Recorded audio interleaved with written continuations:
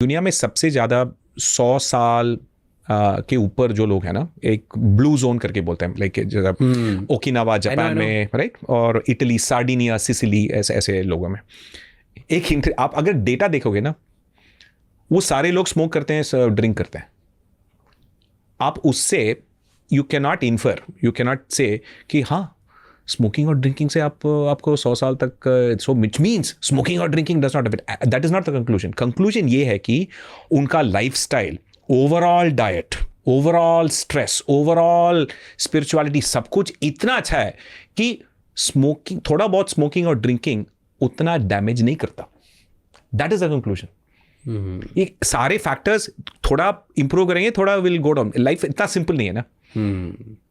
तो blue zones, to make it easier for people, blue zone वो हो रहे हैं, किसी ने रिसर्च करा था, ये वर्ल्ड में 6 या 7 ब्लू जोन्स हैं. हाँ, यस. तो 6 या 7 ब्लू जोन्स है जहाँ पर ब्लू जोन वो होते हैं जहाँ पर मैक्सिमम लोग की लाइफ एक्सपेक्टेंसी 100 के ऊपर है. वर्ल्ड में ऐसे सिर्फ 6 या 7 जगह जहाँ पे 100 से ज्यादा लाइफ, जैसे जापान में एक आइलैंड है, इटली में 1-2 जगह है. हाँ, so that I read about it recently. I don't know why. क्योंकि वो लोग इतना सब्जी खाते हैं, उनका ओवरऑल डाइट बैलेंस्ड होता है, राइट.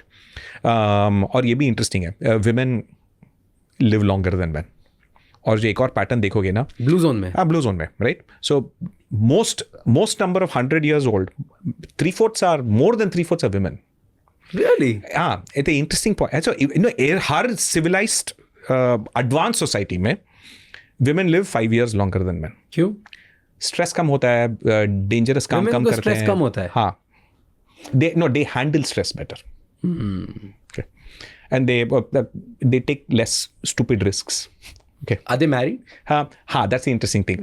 जिन लोगों का मैरिज नहीं है, या तो they didn't have to sit and serve one guy and give birth to 5-6 children. They live longer. Yeah. Because every pregnancy reduces your life expectancy. It's not something people want to hear. That is the truth. It just completely, it is human society के लिए, yes, you have to give birth to the next generation, but it comes at a cost. Cost है. And also why I asked this specific question, because I read very recently, I think last week, yes, about a research by the World Happiness expert. Yes. I think she's from Harvard or Stanford, I don't remember. Yes. And she did a research that maximum number of people who are happy, yes, are either married men or single women. Single women. Yes. Married women are not happy and single men are not happy. Actually, and to me that was very fascinating and I wanted to dig deeper in the study. जब husband मरता है, wife का life expectancy बढ़ता है. But when wife dies, husband का life expectancy कम होता है. ये भी देखो आप. Yes. अमेरिका में लोग प्रोसेस फूड बहुत ज़्यादा यूज़ करते हैं. Yes. इंडिया में प्रोसेस फूड इतना ज़्यादा यूज़ नहीं करते. Yes. इंडिया में फ्रेश कुक रहता है. Yes. राइट. Yes. तो एंड अमेरिका में प्रोसेस फूड तो रहता ही रहता है, प्लस रेफ्रिजरेटेड फूड भी रहता है. इंडिया में नहीं होता है. तो क्यों बोलते हैं इंडिया में कि फ्रेश ही बनाओ, प्रोसेस बहुत बेकार है, या रेफ्रिजरेटेड बहुत बेकार है?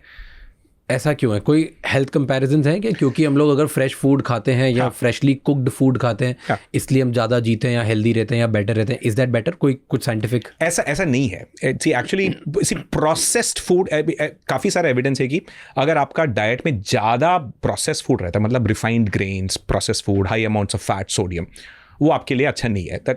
वो उसमें कॉन्ट्रोवर्सी है ही नहीं है, राइट.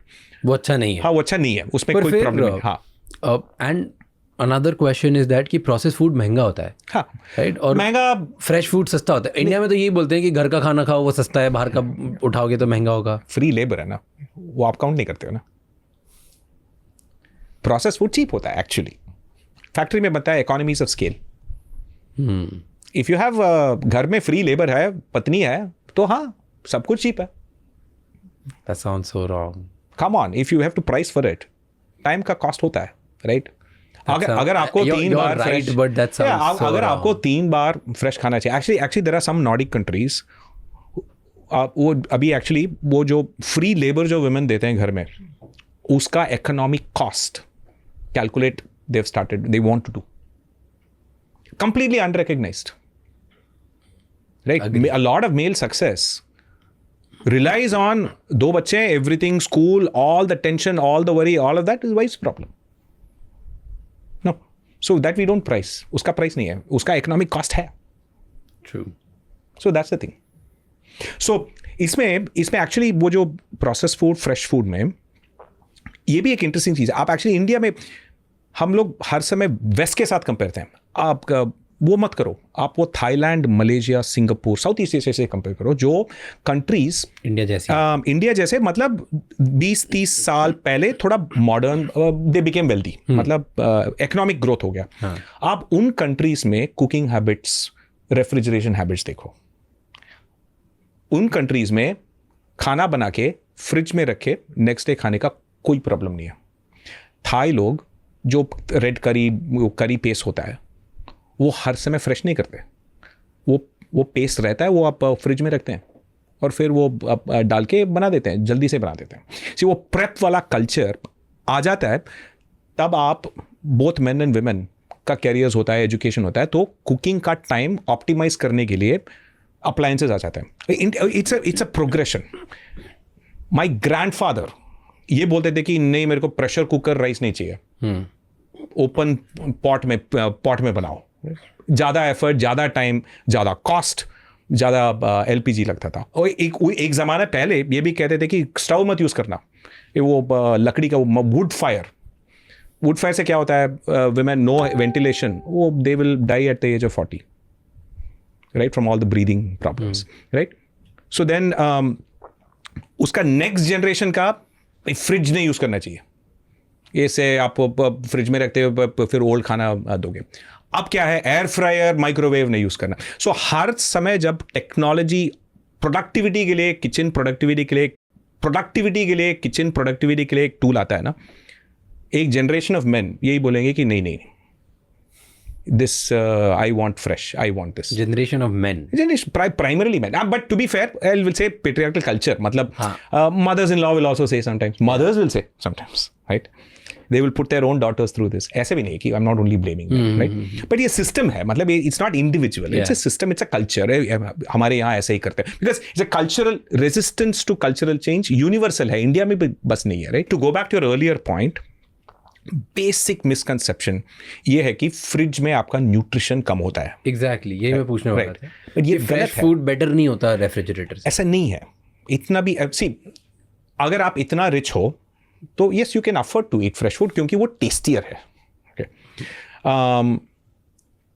प्रॉब्लम यह है कि जो लोग बोलते हैं कि न्यूट्रिशन कम होता है, नेक्स्ट फॉलोअप क्वेश्चन पूछो, कौन सा न्यूट्रिएंट?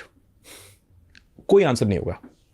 प्रोटीन कम होता है? नहीं होता। Carbohydrates, fats? नहीं। इन सब मैक्रोस का तो कुछ चेंज नहीं होता। माइक्रोस, मिनरल्स कहाँ जाएगा? कहीं नहीं जा रहा। फैट सॉल्युबल विटामिन्स कहीं नहीं जा रहा, क्योंकि वो तेल में ऑलरेडी डिसॉल्व हो चुका है, कहीं नहीं जा रहा, right. Water soluble vitamins, vitamin B, C और थोड़ा एंटीऑक्सीडेंट, स्पाइसेस के जो एंटीऑक्सीडेंट्स हैं वो थोड़ा कम होगा, राइट।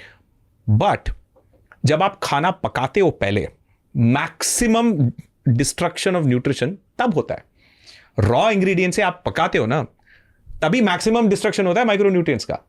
ये फ्रिज में बहुत कम लॉस होता है। बट तो फिर ये भी नहीं बोलना है कि इन्होंने अब फिर रॉ खाओ, सलाद ही खाओ, ये नहीं है, क्योंकि आपका बॉडी के लिए कुक्ड फूड चाहिए होता है। सलाद में और या रॉ फूड में आपका बॉडी उतना एक्सट्रैक्ट कर नहीं पाएगा। न्यूट्रिएंट्स है, अगर आप एक्सट्रैक्ट नहीं कर सकते तो फिर क्या यूज है? तो ऐसे नहीं कि हर चीज का ये ऑप्टिमाइजेशन प्रॉब्लम नहीं कि आप इस सब चीज को बढ़ाना। I want maximum from turmeric, I want maximum nutrition from vitamin B, maximum from palak, ऐसा नहीं है। तो आप पकाओ, आपका ट्रेडिशनल फूड खाओ, बैलेंस खाओ, तो आपका body will take whatever it wants.